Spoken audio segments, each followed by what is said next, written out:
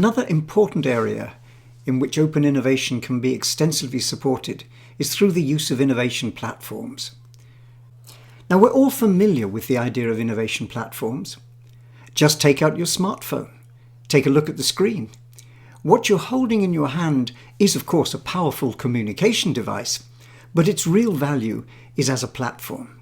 On the one side, hundreds of thousands of developers are creating apps, and on the other side, millions of users are taking value from those apps. And this isn't a static ecosystem.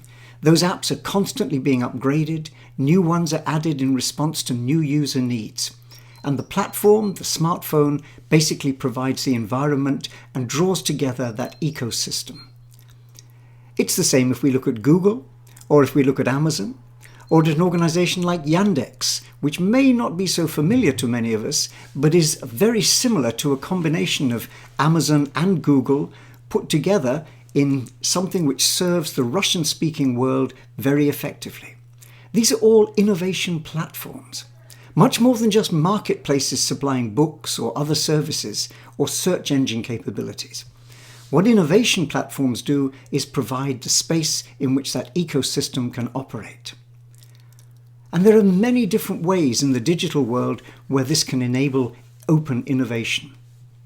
If we take an organization like Liberty Global, this is a huge organization which provides cable services around the world. So when we stream a video or other things, there's a good chance we'll be watching via some aspect of Liberty Global's operation. And in order to maintain its innovative activities, particularly in the area of process improvement, to make the quality and the productivity better, Liberty Global taps into the ideas of hundreds of thousands of employees. Now, this isn't a new idea. The suggestion scheme has been around at least since the 15th century when we started noticing documents about it. But the idea of asking people to improve the work they do and contributing to the innovation process has always been limited by one thing. It's very hard to manage a successful suggestion scheme. By definition, the more people contributing ideas as ideas for improvement, the more you've got to do something with them. Because if you don't, very quickly the whole initiative goes slow and eventually stops. The beauty of innovation platforms is that they allow this kind of ecosystem to operate. And so typically for Liberty Global employees anywhere in the world, they know where and how to post ideas. There are often challenges posted to draw in an innovation contest style those ideas towards a particular improving project. It's got a kind of Facebook functionality where other people can like those ideas, comment on them, build on them. And in different ways, it's got knowledge management functions and other things that bring together solutions developed in one area and make sure other areas of the company know about them. In short, it's a very powerful innovation ecosystem. Fujitsu does something similar, but it's extended its platform not only to capture ideas from its employees, but also to cooperate with suppliers, with customers, to essentially spread their innovation net, to crowdsource innovation possibilities from a very wide range. And there are hundreds of innovation platforms around offering this kind of functionality and essentially opening up innovation inside and beyond the boundaries of organizations. Now, the good news is we're learning quite a lot about how to make innovation platforms operate successfully. We have to recognize, first of all, that they are much more than just multi-sided marketplaces. The idea of an innovation market is powerful, but essentially the platform allows a flow of ideas, a combination or sometimes a recombination of those ideas, and joint shared development and co-creation. It's an environment in which innovation can happen. As we've seen with some of those examples, platforms can operate inside and outside the organization. Essentially, they provide powerful, supportive collaboration platforms rich with tools and other aids to enable shared innovation. So really, they are bringing the suggestion scheme into the 21st century and amplifying its richness and reach inside and outside the organization. That multiplayer potential allows collaboration with a wide range of stakeholders. including not only suppliers and customers, but actual users. And we'll come back to that theme in a separate film.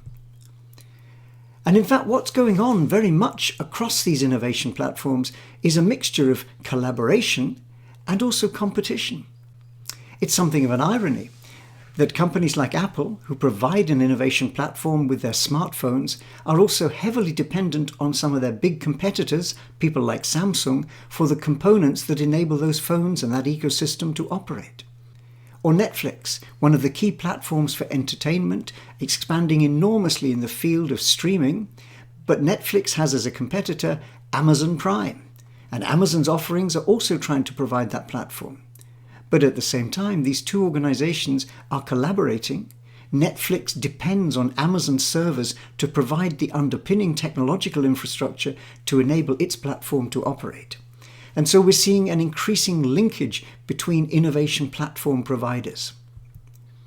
Now, there are many challenges in organizing and managing innovation platforms. Amongst these, we need to make sure there is active management and continuous innovation of the platform. This isn't simply providing real estate in the digital world across which markets can trade. This is much more about an actively managed innovation environment. And associated with that, the requirement for effort to create and to support the wider innovation community, to build a vibrant innovation ecosystem.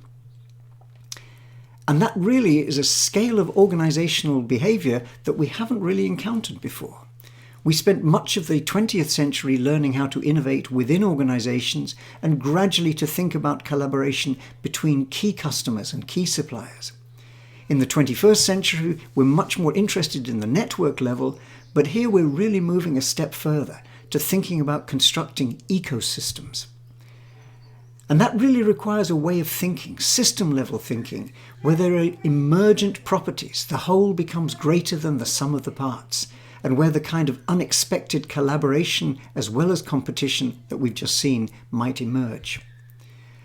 So, once again, we have a very powerful tool in innovation platforms, but realizing the opportunity offered by such platforms is once again going to take careful organization and management.